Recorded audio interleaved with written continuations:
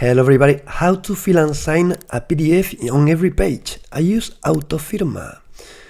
Okay, I can drag the file I want to sign here. That's it.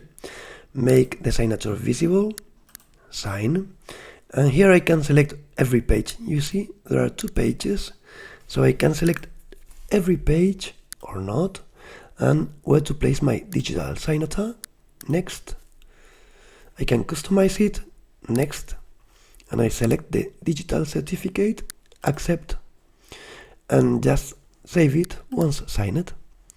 It appears here, it's done, it's completely signed. I can open it, and here I can check it. Adobe Reader already sees the signature panel, all the signatures are valid, and they appear here, and also in the next page. Okay, very easy, Autofirma. See you next time.